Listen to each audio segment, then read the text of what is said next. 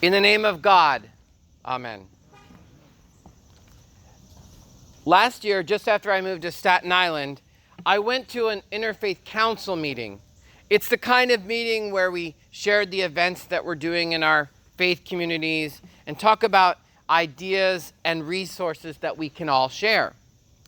At that meeting that day, a woman from the city had come, and she offered to come to our houses of worship or any community centers and offer a training on preparedness.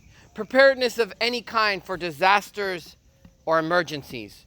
According to the city's website, emergency events include fires, severe weather, hazardous spills, and terrorism. Just out of curiosity, maybe sort of in the wake of Hurricane Sandy, or maybe because of these mass shootings that we have faced in the last week, how many of us would attend such a training? A few. We wouldn't have the 20 we needed maybe, but that's, they went. Now, how many of us, upon hearing the gospel this morning, would attend a training on preparedness for the coming of the Son of Man? Are we ready? I would too, Artie. Are we ready? Do we know how to dress ourselves, and do we have our lamps at the ready? Is our faith, in the words of our brother Paul, an assurance of things hoped for? Is our faith humble and solid? Is it as solid as our ancestor father Abraham? Are we ready to act on that faith? How is our preparedness? Or do we need a training? Our readings from this morning are really rich. For me, I see a clear theme that runs throughout them, and I don't always see that, I'll confess. Sometimes I look at them and I say, what am I supposed to do? But today I prayed and I thought so clearly, it's get your faith in check, people, so that you're ready to receive Jesus and his kingdom at all times. I want to start this morning with looking at Abraham. Abraham possessed great faith. After God promised to him descendants as innumerable as the stars in heaven, he was willing to take his son, Isaac, to a mountain in the region of Moriah, bind him, and sacrifice him to God. If we really analyze that for just a moment, that makes no sense. That makes no sense. But for him, he was faithful in God.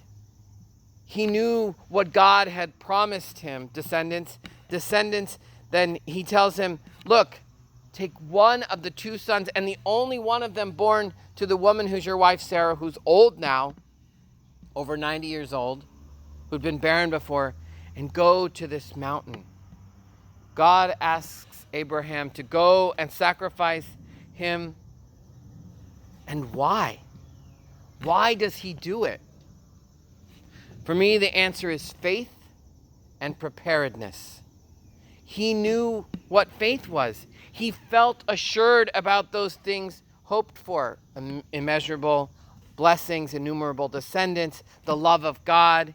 He understood that although he did not know God's plan fully, that he trusted in God. Some might say blindly.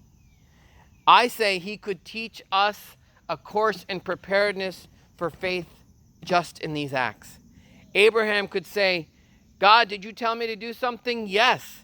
Did I trust in you and I did it? Yes. That, my friends, is being prepared. I just want to mention that today faithful Muslims celebrate this act of faith that I was just referring to, of Abraham being willing to sacrifice his son as a holiday for them. They remember that God, in fact, did not take Abraham's son Isaac as a sacrifice. Instead, on that day, Abraham sacrificed a goat in Isaac's place. In remembrance of Abraham's great faith, they celebrate what is called Eid al-Adha. There are two different kinds of Eids in Islam. The first is the one that ends the fasting of Ramadan. It took place at the end of May.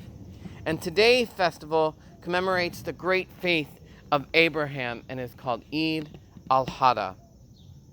Today, Muslims, as part of that festival, just as Abraham did, also sacrifice a goat. The tradition is that they are to keep 1/3 for their family, those who are gathered on that day, and eat it together.